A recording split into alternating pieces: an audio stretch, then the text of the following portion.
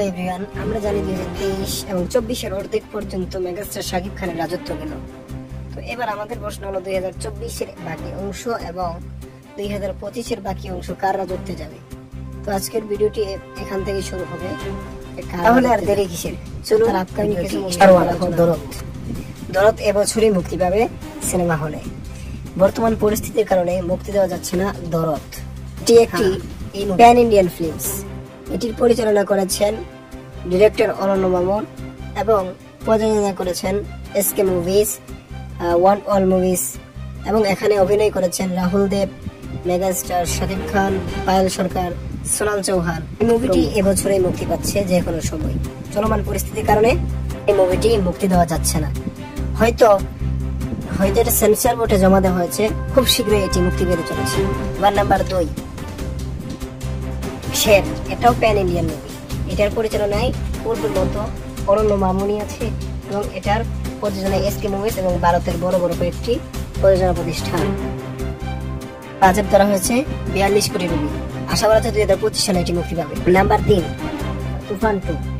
বর্তমানে গত কোরবানি ঈদে মুক্তি পেয়েছিল তুফান।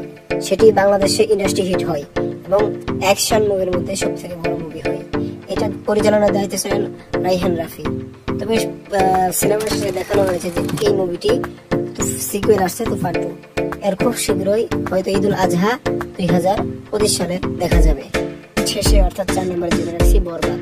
মেহেদী হাসান পরিচালিত বরবাদ, এটি ঈদ ছাড়া মুক্তি পাবে। এটি এখন শুটিং আগামী মাস থেকে শুরু হবে এবং প্রি প্রোডাকশনের কাজ চলতেছে। মুম্বাই থেকে শুটিং শুরু হবে। এটি সব থেকে বড় স্কেল মুভি হতে চলেছে। এই মুভিটি পরিচালনায় মেহেদী হাসান। তো আজকের ভিডিওটি পর্যন্তই। ধন্যবাদ। আমি আপনাদেরকে এই পুরো লিস্টটা আবার আপনাদেরকে 1 নম্বরটা এখানে আবার শুরু করছি। 1 নম্বরে রয়েছে বরবাদ, মেহেদী হাসান, ঈদুল ফিতর 2025। এটা হয়তো আনুমানিক ভাবে লিখেছে, তবে এটা ঈদ ছাড়া মুক্তি পাবে। এবার 2 নম্বরে তুফান 2, রাইহান রাফি, ঈদুল আজহা 2025। এটা হয়তো 100% সত্য যে 100% হয়তো 2025 সালে ঈদুল আজহা 2026 সালে এই তুফান 2 আসছে। তারপরে 3 নম্বরে রয়েছে শের, অনন্য মামুন 2025। ঠিক আছে। তারপরে হলো নাম্বার 4, রাইহান রাফির প্রজেক্ট 2025 আনটাইটেল প্রজেক্ট। এছাড়াও আরো অনেক মুভি আসতে চলেছে, অনেক ধামাকা আসতে চলেছে, যা নিউজ খুব শীঘ্রই আসবে। এর মধ্যে আমরা যেগুলো আরো জানি, যেগুলো শুটিং শেষ কিন্তু মুক্তি দেওয়া হয়নি, তার মধ্যে রয়েছে বদিউল আলম খোকন পরিচালিত আগুন। 3টি গানের শুটিং বাকি আছে। এর শিডিউল নভেম্বরে দিয়েছে মেগাস্টার শাকিব খান। এটা হয়তো এই বছরেই মুক্তি পেতে পারে। তারপরে রয়েছে অন্তরাত্মার শুটিং 2019 সালে সম্পূর্ণ শেষ। কোনো অজানা কারণে এটি এখনো মুক্তি হয়নি, তবে জানা গেছে খুব শীঘ্রই এর মুক্তি হবে। তারপরে রয়েছে অপারেশন অগ্নিপথ। অপারেশন অগ্নিপথ, এটা নিয়ে অনেক প্রত্যাশা আছে ভক্তদের। যখন ট্রেলার বা টিজার একটা মুক্তি পায়, দেশের মধ্যে এক হাহাকার সৃষ্টি হয়ে যায়। আর কি করেছে ভাই, 2017 সালের হলেও মেকিংটা 2050 সালের মতো।